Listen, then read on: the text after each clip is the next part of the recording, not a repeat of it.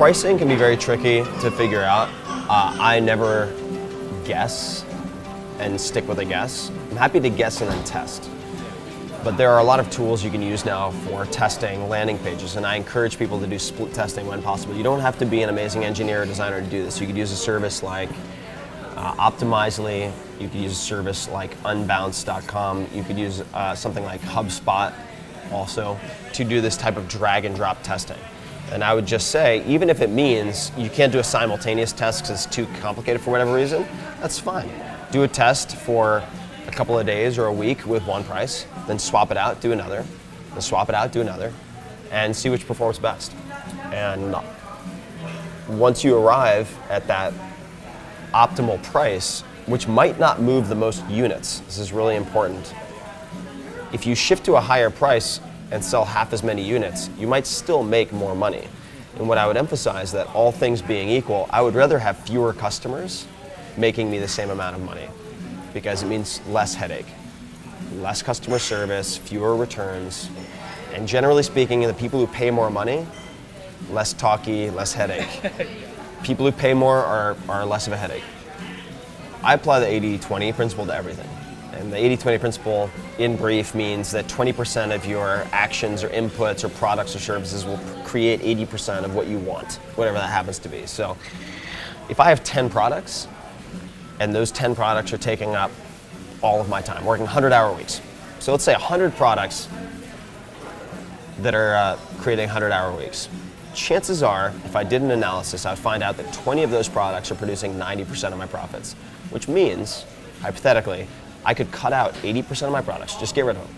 Pull the trigger, get rid of them, make 90% of what I'm making now, and work 20 hours a week instead of 100 hours a week. I do that for everything. So who are the customers who complain? I'll spec it out and try to figure out what is the profile of the 20% of customers who create 80% or 90 or 100% of my headache, and then get rid of them, figure out a way. Apply that to marketing spend, I apply that to advertising, everything. And I do that on a once weekly or once every 2 weeks basis. It's very, very important.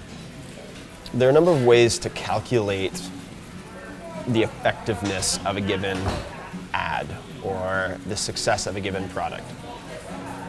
You can have a one-time sale, and then you can have lifetime value, and then you can have everything in between. So let's say I sell you a candy bar, right? Well, I could calculate the success of that based on how many candy bars I sell once. I could also calculate on how many candy bars I sell to multiple customers.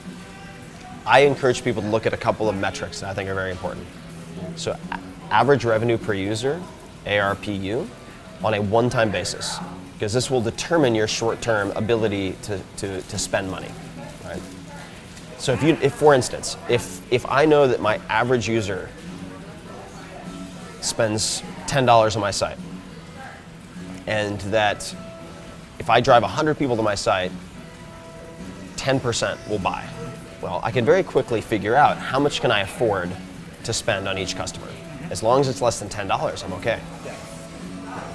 When you get a little fancier, if you have a recurring model, you might figure out, okay, we have a subscription model. We can afford to give away 3 months for free because we retain 50% of those people, and then they spend X amount. Of course, if you're cash poor, like I was when I started my business, I didn't take any outside financing, and I've only got 2 credit cards, maybe $5,000 limit, well, maybe I can't wait 3 months, right?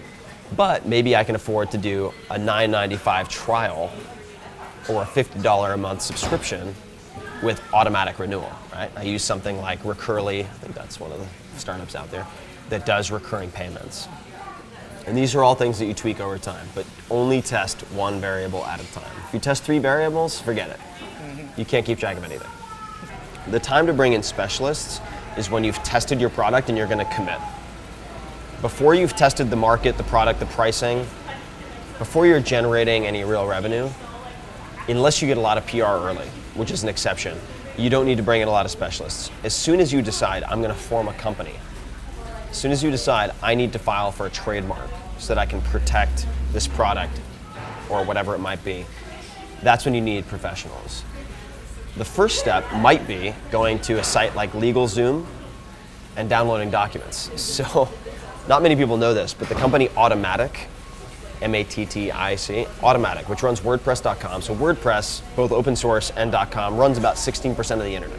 It's huge. Most people who are in the blogging world know WordPress.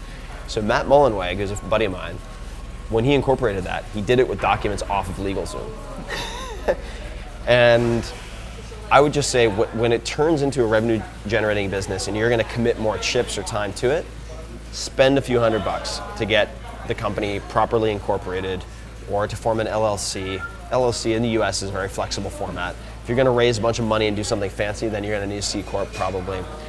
But you do not want to skimp on that type of professional help in the beginning and wait until you have a tiger by the tail or a bull in a china shop, or your business is like a train wreck in slow motion to then bring in help. It'll be too late. So get good advice when you need it, but not before.